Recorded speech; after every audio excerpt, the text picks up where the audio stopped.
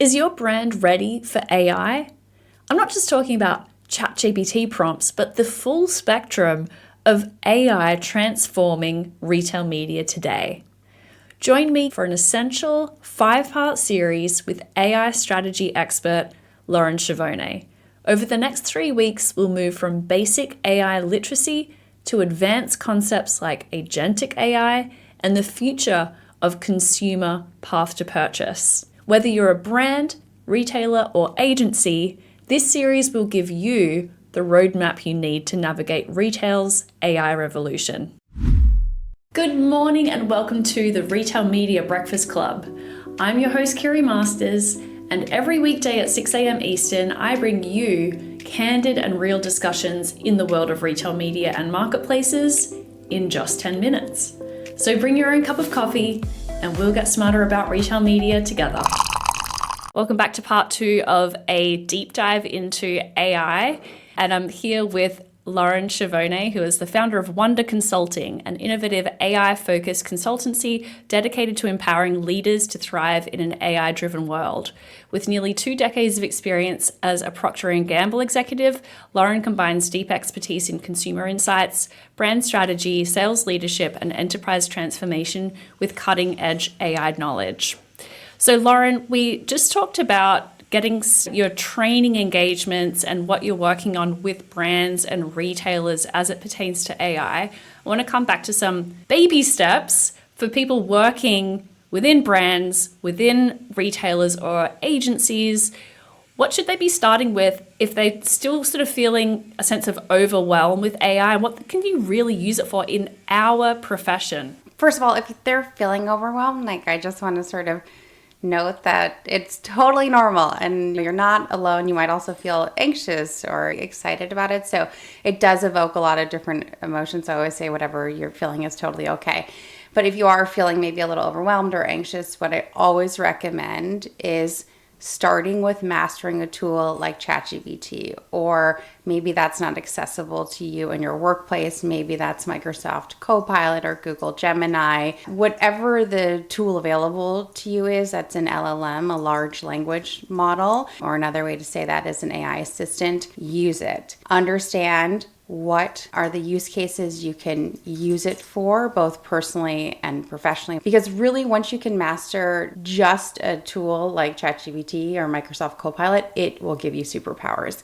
So when I work with folks, we go through some of the capabilities, and it's very obvious to me some folks are not paying for a tool like ChatGPT. And what that tells me is you are not using it enough. So the first goal is you need to use ChatGPT or a similar tool enough that you have to pay for it. You have to get past that. One of the tips I always give is download it on your phone. The next time you go to reach for Google, reach for ChatGPT instead. That will help create that habit change, help you understand how you can continue to use it both in work and in your personal life. I love that. I think that there's a big difference between paid advice and free advice. And when you're actually paying for it out of your own pocket and you're seeing that come up on your credit card statement, it's like paying for a gym membership. Well, I have to go to the gym now. So I love that. Yeah. And people complain maybe about the $20, and I always hear, other AI leaders sort of say I know you've paid that for a craft cocktail. Or I always sort of say I know you've paid that when you missed that workout class that you slept through.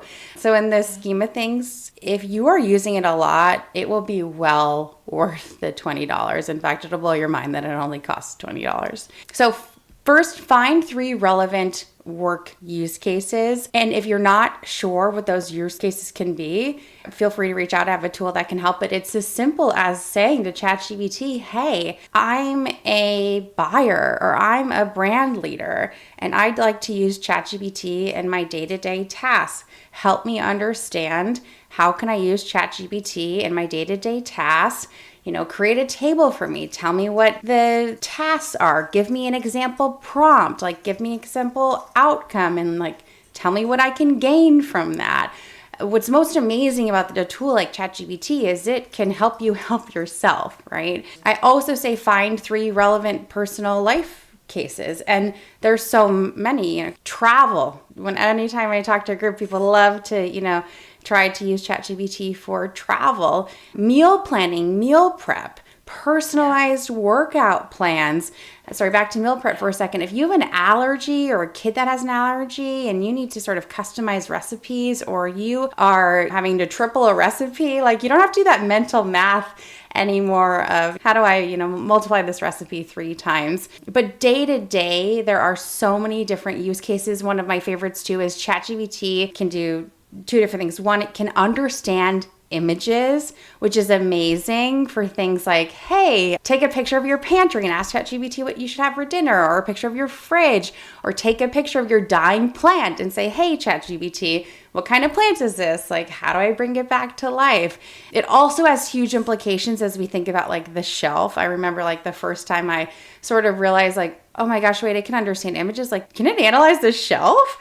And I tried it and it just sort of blew my mind. And I was like, oh my gosh, like how quickly that understood things like share of shelf or shelving principles or comparing different shelves. One of my favorite things to do if I'm working on a new category is taking a picture of the shelf and just asking questions back and forth. What are the benefits in the category? What are the claims in the category? What are the biggest brands in this category? Can I ask you a question, Lauren? So let's rewind a couple of years back to whatever role you were at P&G most recently, or even one before that. How would you be using ChatGPT looking back now? If you had this 2 or 3 or 5 years ago, what would you be using it for? So it's so funny that you asked that question because, I left P&G for really personal reasons. I have 2 young kids and I just wanted a more flexible career. And when I left P&G, I just finally had a moment to lift my head up again. And I realized oh my gosh, AI is going to come transform absolutely everything, not just our work, but how we live our lives.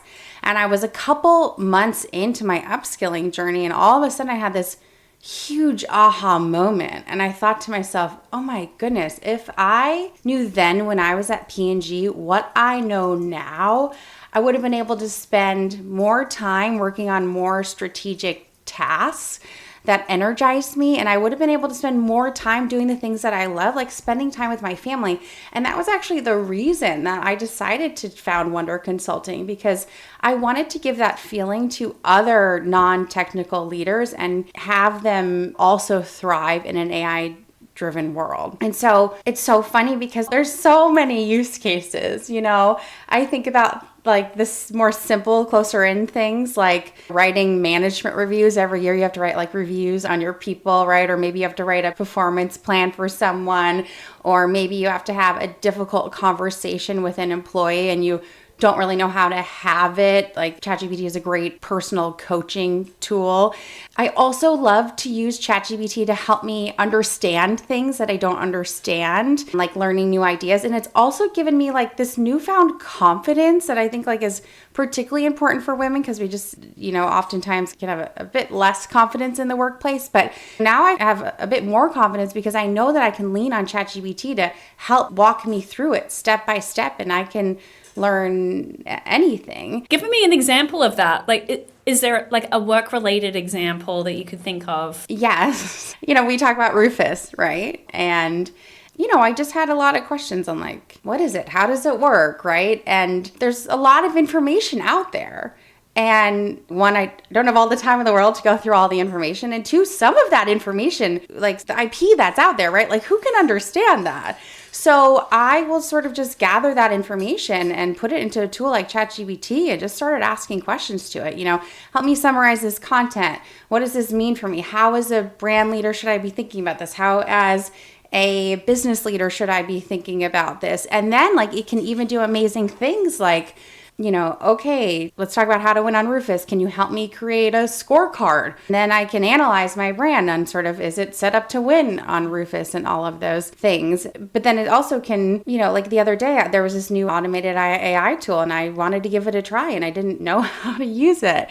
And I just asked it to walk me through it, explaining it to me step by step. So many use cases. Let's come back to the goals. So you said 1, get people to pay for it. 2, ask it how it can help you. And is there one more? Yeah. So 3 work use cases, 3 personal life cases. And then the last one, which I always sort of say is most important, is to have what I call an AI first mindset. And that means anytime you're working on anything, no matter what it is, you want to think to yourself, how might AI be able to help me maybe make this better, maybe make this faster, maybe less confusing? And if you don't know, you can just go into the tool and ask it. So for example, I work in X industry and I'm trying to do Y. How can ChatGPT help me streamline, enhance, or automate this process? And then put a response into a table with the task, how ChatGPT can help, a sample prompt, and expected outcome. Brilliant. Well, stay tuned for our next episode in this series where we're going to get more into agentic AI. Well, that is it for today. I hope you enjoyed this episode of the Retail Media Breakfast Club. We meet here every day at 6 a.m. Eastern.